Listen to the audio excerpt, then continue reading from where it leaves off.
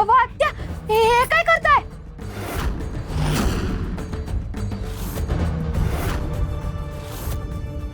देवा, मला तुझी गरज आहे. तूच म्हणला होतास ना माझ्या पाठीशी उभा राहीन म्हणून. आज माझ्या मदतीला ये. अरे देवा, अयो नागोबा.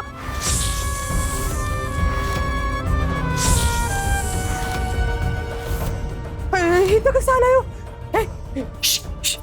बाहेर जा. चल चल बाहेर चल, बाहेर चल.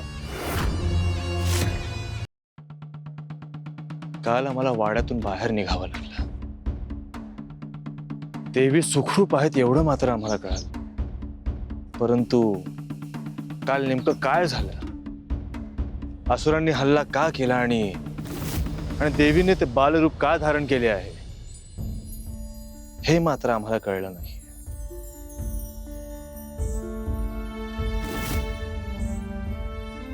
ओवी कालपासून वाड्यातच होती.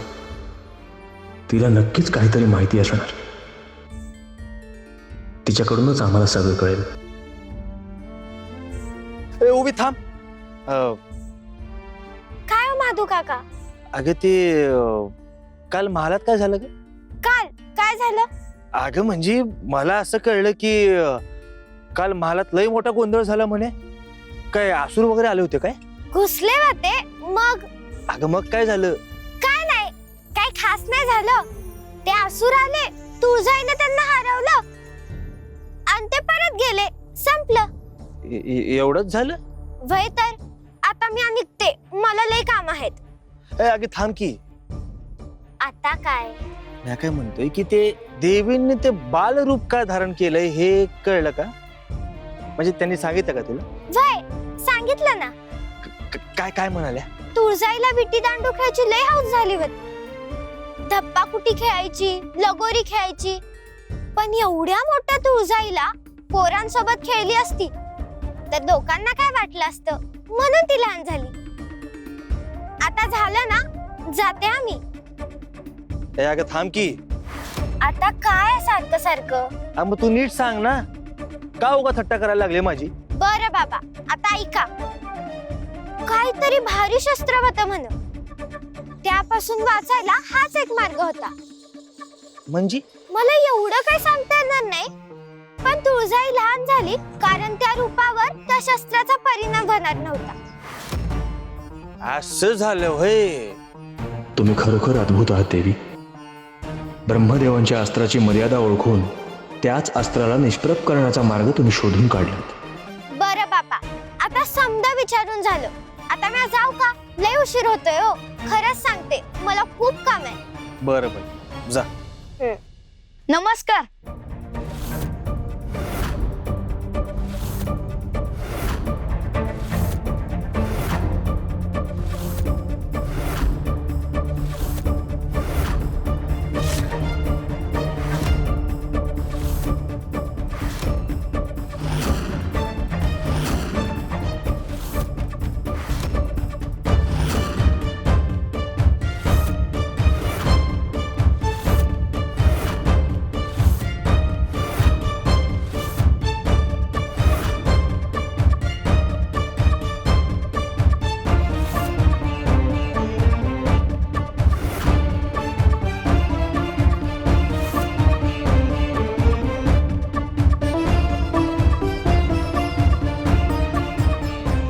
श्रावणाचा पवित्र महिना आहे.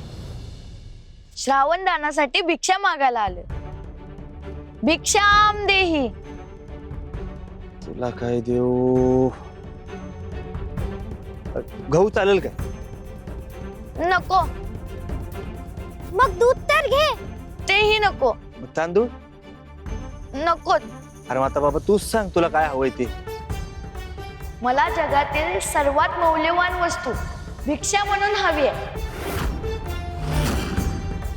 काय? जगातील सर्वात मौल्यवान वस्तू? हो. अरे पण जगातली सगळ्यात मौल्यवान वस्तू तुला कोण देणार? आता ती कोण देईल ते मला काय माहित नाही, पण मला ती हवी आहे. अरे पण नक्की तुला हवंय तरी काय? ते तुम्ही ठरवा, पण तुम्ही जे द्याल ते जगातील सर्वात मौल्यवान असलं पाहिजे. हा मुलगा सामान्य नाही. त्याच्या शब्दांमध्ये काहीतरी गूढ आहे. तो भिक्षा मागत नाही, जणू एखाद्या परीक्षेसाठी प्रश्न विचारतो आहे. काय हो महादू काका, आता ह्याला कुठनं आणून द्यायचं? जगातली सगळ्यात मौल्यवान वस्तू. ते तुम्हाला ठरवायचं आहे. बर, तुला जे हवंय ते आम्ही दिलं, तर तू त्याचं काय करशील? ज्याचं मोल समजतं त्याच्यासाठी तिचा उपयोग शोधणं कठीण नसतं. अरे किती गोल गोल फिरून बोलतोयस, सरळ सांग की काय पाहिजे. हे बघ, मला जे हवंय ते नक्कीच तुमच्याकडे आहे. आमच्याकडं? हो. हा कोणताही सामान्य बालक नाही. याला नेमकं काय हवं आहे हे याला आधीपासूनच ठाऊक आहे. मला असं वाटतं तुझी इच्छा पूर्ण करण्याची एकच जागा आहे. कोणती जागा? तीच जागा जिथं जगातल्या समध्या मौल्यवान वस्तू मिळतात. ह्याला बी ह्याची गोष्ट तिथंच मिळेल.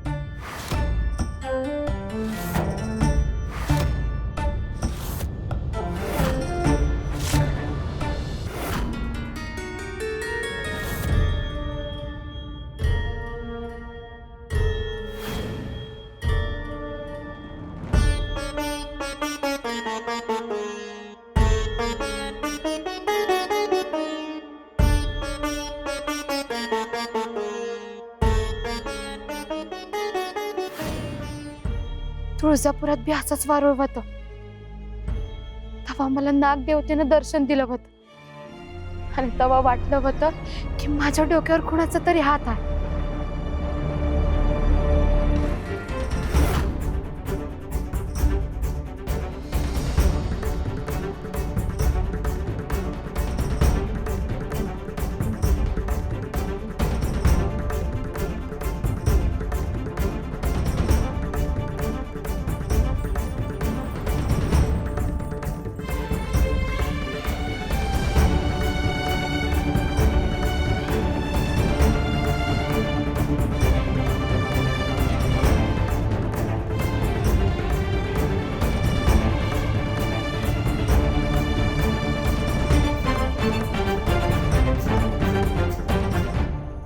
नागदेवा, माझं आज तुझ्याकडे एक मागणं आहे. मला धन दौलत सोनं नाणं काय बी नग, पण माझ्या ही मनातली घुसमट तेवढी दूर कर. बघ ना, समधे असून बी एकटी पडली आज मी. आपलं म्हणावं असं कोणी बी नाही रे, आणि ज्याला आपलं मानलं त्याने बी आज अनाथ मानलं. नागदेवा, आजपासून मी तुझी रोज पूजा करणार, तुला रोज नैवेद्य देणार. फक्त तू माझा पाठी राखा हो, माझ्या पाठीशी उभा राहा आणि या अडचणीतनं बाहेर पडायचा मार्ग दाखव.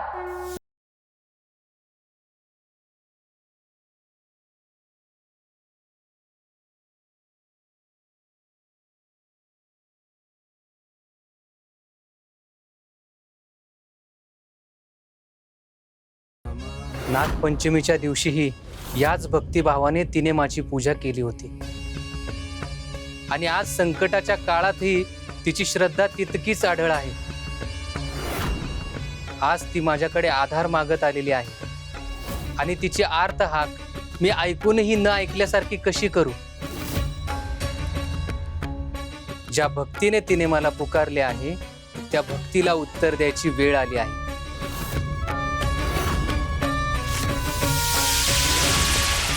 माझी काही चूक झाली असेल तर मला माफ कर, पण मला असं एकटं सोडू नकोस.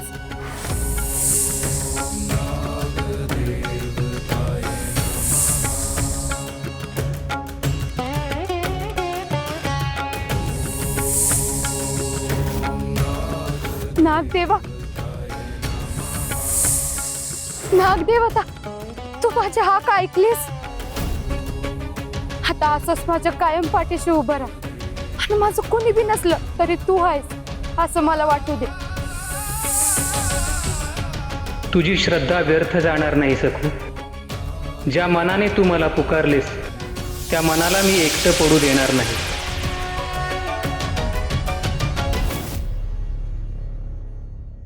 घे. बिगी बिगी खाऊ नगस, हळूहळू खा. तुझ्या आवडीचं बनवलं आहे म्या. किती दिवसांनी तुला मी स्वतःच्या हातानं भरवतीये ग. आई, मी स्वतः पण खाऊ शकते. नाही, आज तू काही बी करायचं नाहीस. ये माझ्या मांडीवर बस. ये.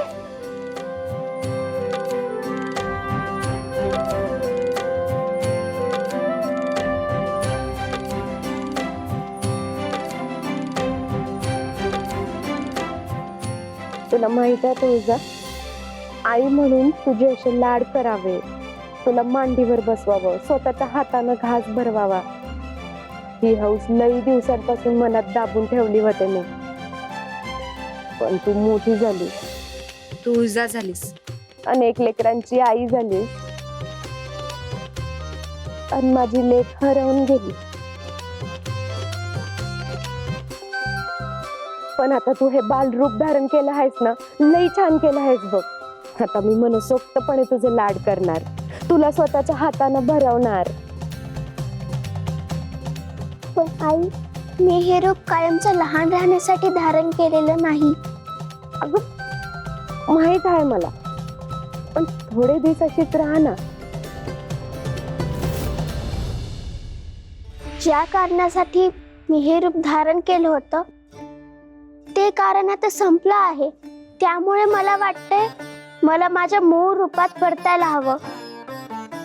अगं एवढी घाई काय आहे? थोडे दिवस अशीच राहा ना. तुझं हे रूप किती लागवी आहे, किती गोड दिसतेस तू. अगं तुला असं बघितलं तर तुझं समद लहानपण डोळ्यासमोर उभं राहतं ग. आणि तुला खरं सांगू का, मी आता अंबाला आणि ह्यांना बी बोलावून घेणार आहे. त्यांना बी किती आनंद होईल तुझं हे रूप बघून. तोपर्यंत तरी थांब. आई, हे शक्य नाही. का शक्य नाही?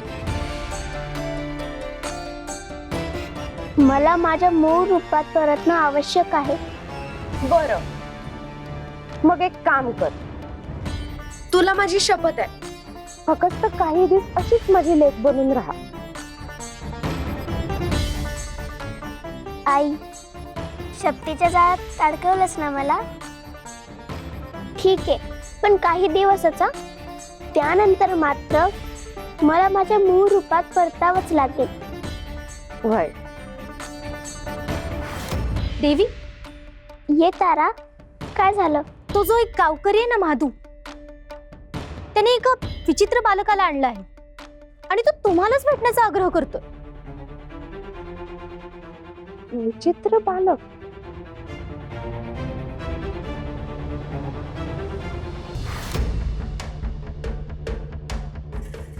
कुठं उलटली ही सकू? हा, घरात समधी कामं तशीच पडल्यात आणि हिचा पत्त्याच नाही. येऊ दे तिला दाखवतेच. काय ग, कुठं गेलतीस? कुठे नाही, जरा बाहेर गेले होते. बाहेर? हा, घरात समधी कामं तशीच पडल्यात आणि तुला बाहेर फिरायची हौस आल्या होय ग? स्वयंपाक करायचा हाय, समजा घर आवरायचं हाय, तिथं भांडी तशीच पडल्यात. हवं, माझं ऐकून तरी घ्या. मी समधी कामं करून गेले होते. होय, काय काय केलीस ग? हवं, सकाळची भांडी घासली होती, अंगण झाडून गेले होते, कपडे धुतले, कपडे वाळत घातले, भाजी निवडली, भाजी चिरली आणि जाता जाता चुलीला सरपण पण लावून गेले होते. आणि राहिली गोष्ट स्वयंपाकाची. हवं, समध्या भाज्या निवडून चिरून ठेवल्यात, फक्त फोडणी घालायची आहे. समधी कामं झाल्या. मला शानपण शिकवतीस वय? थांब तुला दावतेच आज.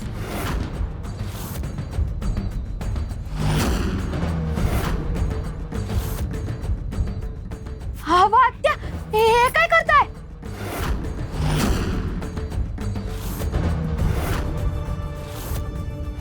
देवा, मला तुझी गरज आहे. तूच म्हणला होतास ना माझ्या पाठीशी उभा राहीन म्हणून. आज माझ्या मदतीला ये.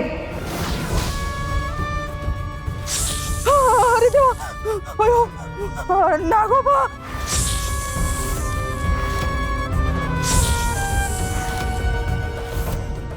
इथं कसं आलाय हो? बाहेर जा. बाहेर चल, बाहेर चल. ए बाहेर जा, सांगितलं की नाही? बाहेर जा. मी याला हाळहाळ करतोय तरी बी यो माझ्याकडेच बघतोय. ए फुस करतोस कशाला? मी काय बिघडवलंय तुझं? जा बाहेर जा, बाहेर जा, बाहेर जा. चल. श्श, श्श. नागदेवता, मी जाते हा. मी या घरात थांबत नाही.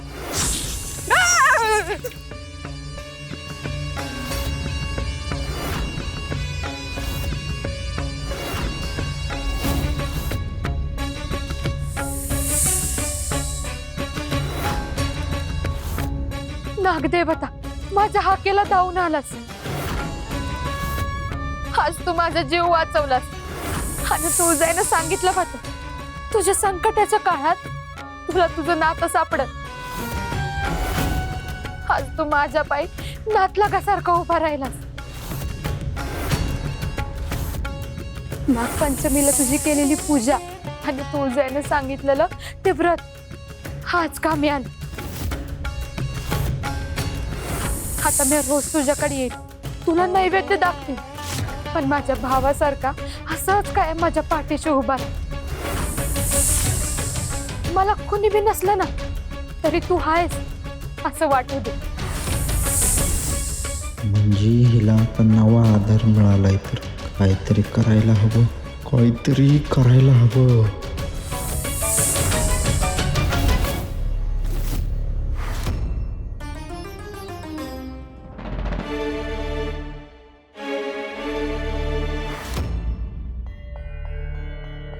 माधू, ओवी, तुम्ही इथे काय करताय?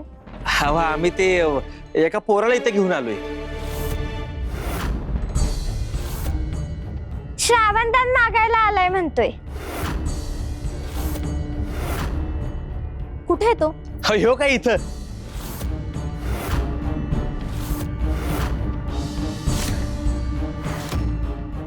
आता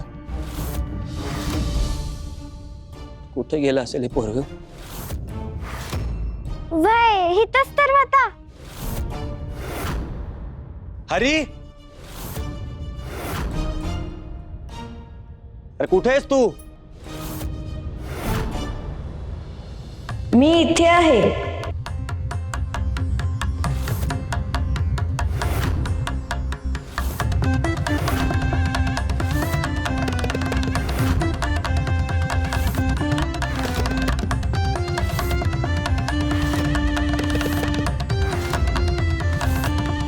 अरे अरे बाळ, तू इथे काय करतोयस? खाली ये आधी. मी केवळ इथे उभा आहे. ते दिसतंय मला, पण असं सिंहासनाला टेकून उभं राहायचं नसतं. चल इकडे ये.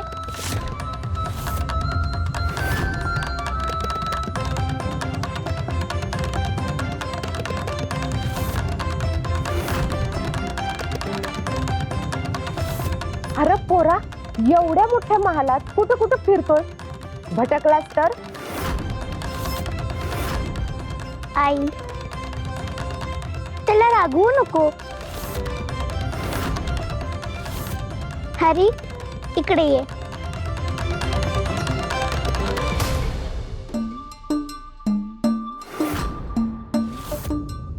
तुझं नाव हरीस ना? हो, बोल, इथे कशासाठी आला आहेस? मी श्रावणातील शुभ नक्षत्रावर व्रतबंधन केलाय. माझे व्रतबंधन झाले आहे. आता मी बटू म्हणून भिक्षा मागण्यासाठी निघालोय. व्रतबंधन म्हणजे? व्रतबंधन म्हणजे मुंज संस्कार. या संस्कारानंतर बालकाला वेदाध्ययन आणि धार्मिक आचारांचे पालन करण्यासाठी तयार केले जातं. त्यानंतर तो बटू म्हणून भिक्षा मागायला जातो. पण ह्यो एकटाच कसा निघाला? बरोबर गुरु नाही, ऋषी नाही, नाही म्हणजे ते आमच्या इकडे आश्रम आहे ना व, म्हणून मला माहित होतं. हो अगदी बरोबर आहे. भिक्षेसाठी बटूच्या सोबत त्याचे गुरु किंवा मार्गदर्शक असणं आवश्यक आहे. होय. हो, पण माझ्या गुरुने मला एकट्यालाच पाठवले. असं का? कारण मी खूप हुशार आहे ना. अरे बाबा, स्वतःला हुशार म्हणतोय की. बरं मग हुशार बटू महाराज, मला सांगा नेमकं तुम्हाला हवंय तरी काय? अहो तीच तर गडबड आहे ना. म्हणजे अहो म्हणजे आम्ही त्याला गहू देऊ केले नाही म्हणला, दूध देऊ केलं नाही म्हणला, असं बरंच काही देऊ केलं, पण याला काय बी पटाना. अगं बाई, बाळ मग नेमकं तुला हवंय तरी काय? मला जगातील सर्वात मौल्यवान वस्तू भिक्षा म्हणून हवी आहे. अरे पोरा, तू बटू आहेस की राजाचा मुलगा? हा, जगातील सर्वात मौल्यवान गोष्ट मागतोय? तुला शोभत काय? नसेल द्यायची भिक्षा तर नका देऊ. पण एक गोष्ट लक्षात ठेवा, हा चातुर्मासाचा काळ आहे. या पवित्र काळात दारी आलेल्या याचकाला रिकाम्या हाती परत पाठवणं योग्य मानलं जात नाही. त्याचे पातकही दात्याला लागते असं शास्त्र सांगतं.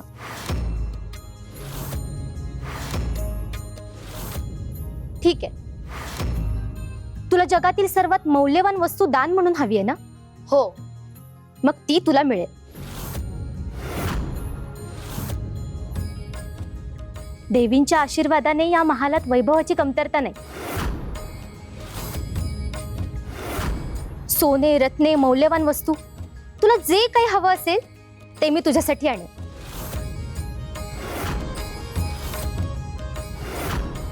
मला जी वस्तू हवी आहे ती मिळेल? हो, नक्कीच मिळेल. मग मी थांबतो. बघूया, जे मला हवंय ते खरंच तुमच्याकडे आहे का?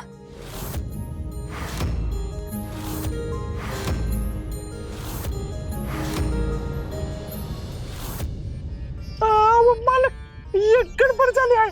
अहो त्याचं कुणा आता तुळजाईने सांगितलेली नागाची पूजा सुरू केली आहे. काय? होय.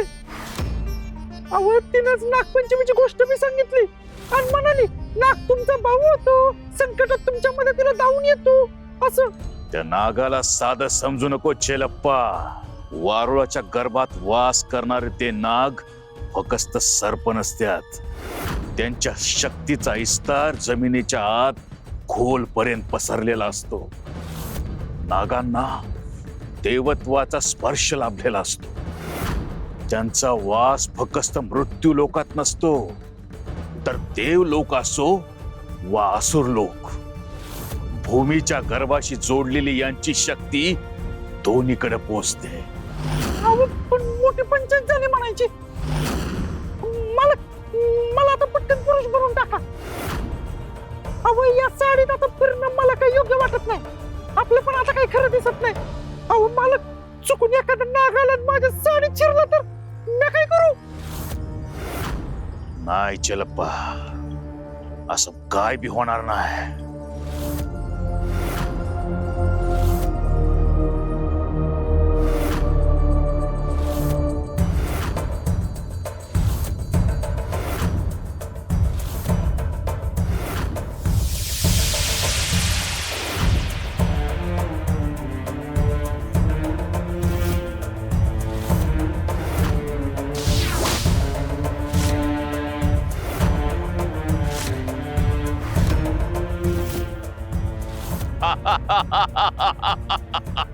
अहो मला हे कोण आहेत?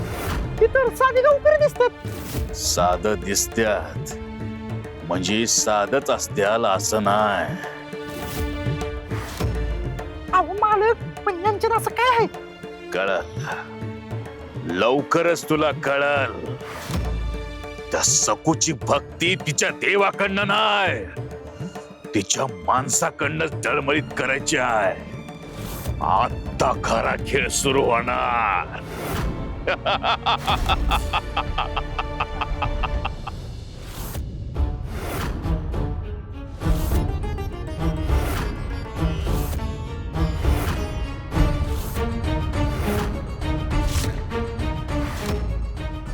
3 ताटे कशासाठी ठेवली आहेत? तूच म्हणालास ना तुला जगातील सर्वात मौल्यवान वस्तू भिक्षा म्हणून हवी आहे, म्हणून हे 3 पर्याय आम्ही तुझ्या समोर ठेवले आहेत. या 3ही ताटांमध्ये जगातील अत्यंत मौल्यवान वस्तू आहेत. तुला जी हवी असेल ती तू घे.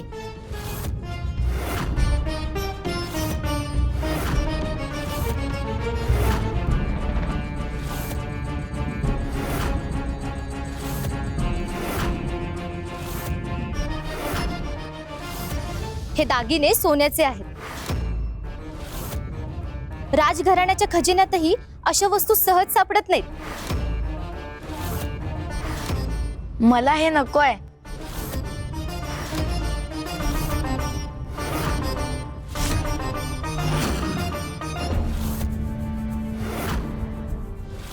एवढ्या सहजपणे नकार? हे सोनं आहे, एक धातू. आज जगाने त्याला मौल्यवान मानलाय, पण उद्या सगळ्यांनी ठरवलं की या धातूचे कोणतेही मोल नाही, तर या सोन्याचे काय करू? ज्या वस्तूचं मोल माणसाच्या संमतीवर अवलंबून असतं, ती वस्तू माझ्यासाठी सर्वात मौल्यवान कशी असेल?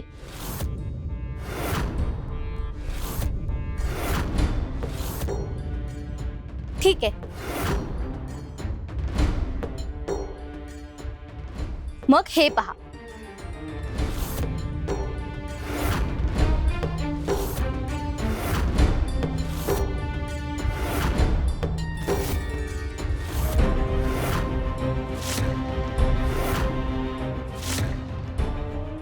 हे समुद्राच्या तळाशी निर्माण झालेले अमूल्य मोती आहे, सोन्यापेक्षाही दुर्मिळ.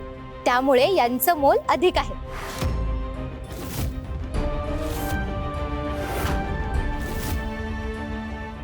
मोती नक्कीच मौल्यवान आहेत. म्हणजे तुझ्या भिक्षेची पूर्तता झाली तर? नाही.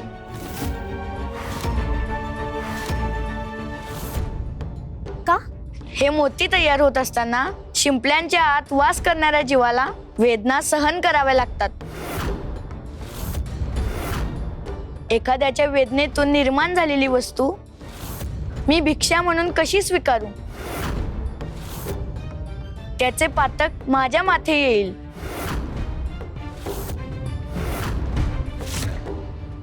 अरे देवा, हा पोरगा भिक्षा मागतोय की आमची परीक्षा घेतोय?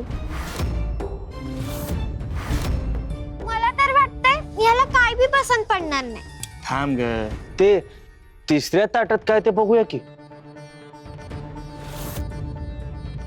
मग हे तू नक्कीच नाकारणार नाहीस.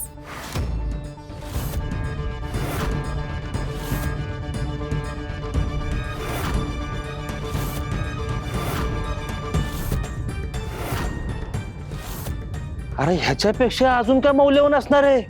ही रत्ने निसर्गाच्या गर्भातून निर्माण झाली आहेत. हजारो वर्षांच्या प्रक्रियेतून तयार झाली आहेत. त्यामुळे याचं मोल काळानुसार कमी होत नाही. तरीही मला हे नको.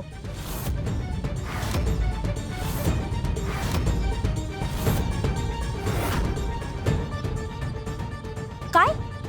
हेही नको? आता काय आकाश मागणार आहेस काय? नाहीतर हा सूर्य चंद्र मागेल.